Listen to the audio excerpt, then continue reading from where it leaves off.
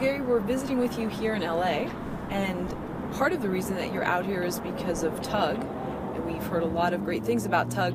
What's your experience been with the service? Tugg has been, it's like a new wave of, distribution for independent filmmakers, and actually studios use it as well, but it's something that's really something that, as a filmmaker, as an independent filmmaker, we can access the public directly, almost like a crowdfunding type of way, where they can just bring any film they want to the local theater in a multiplex, instead of, in the past few years we were trying to do something where it's an alternative venue as a bar. It was kind of like a museum space, but this is like a legitimate theater where they love going to. So it's something where we can actually share in the revenue and bring the film, our film, to whoever wants to see it around the country. So it's something revolutionary, I think, for us.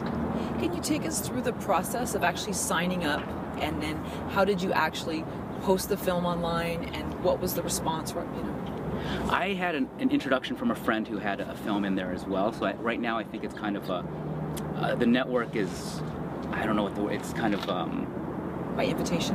Right. Okay, like Pinterest. Right, exactly. Okay. So, but they're very open to independent film. It's not, they don't want to just have a library of just studio films. They actually, I think, probably make more money doing studio films because the grassroots marketing and the filmmaker themselves are the ones bringing their screenings to around the country. So it's something they actually are very open and embracing towards that. So it's something where someone introduced me, they took a look at the film and the accolades it had gotten, and then they said, let's add it, and I was off to the races. And so people sort of bid on the ticket, or they put in their own ticket, and are they charged right away? So this is where it's just pre-selling a ticket, so it's just the face value of whatever the admission price is going to be, and Tugg will help you set it with the theater, and then you basically just pre-buy how many you want. The only thing is you have to book a minimum amount of seats for that screening to actually happen, and that's the kind of the Kickstarter crowdfunding aspect, where it's about 40 to 50 seats usually, maybe 100 seats on a bigger metropolitan theater, where you have to sell those seats to make that screening happen, and they usually give you about a month to make it happen before the screening. Are you ever out any money if you don't make your quota? No, it's just that the screening doesn't happen. The screening doesn't happen. That's it. Right. Yep. Oh, and then the people that basically pre-reserve their tickets aren't charged until the screening is locked in and official. Otherwise, it just puts a hold on their credit card. And are you planning any other Tugg screenings around the country? I know there's a lot of demand for the film. Yeah, we are bringing How Do You Write a Joe Sherman Song, ideally around about 10 to 12 cities in the spring, where we'll try to cross-promote it when we actually have a digital release with the film as well.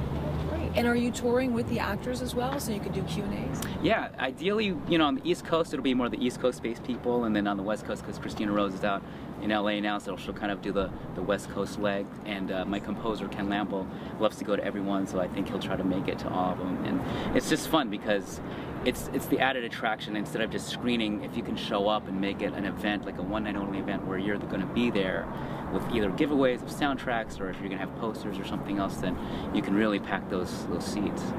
Any quick tips to fellow filmmakers on being part of a Q&A? I know I've seen some people who really love it and the attention's great, and then others who get really, really shy, even though they're used to speaking in public. Any tips you can give fellow filmmakers? I'm not that good. I'm not good at them, so I don't know. You just have to be as honest as possible and surround yourself with the actors so they can take most of the questions, I guess, but it's fun to me though, because you're always getting something different, and that's something where I always have like stock answers that I'll use, and I'm tired of using them most of the time, so it's fun when you get those audience members who have something so off the wall that you can just answer it, and it's fun. And that's, I guess, the key is just to have fun as you're answering them.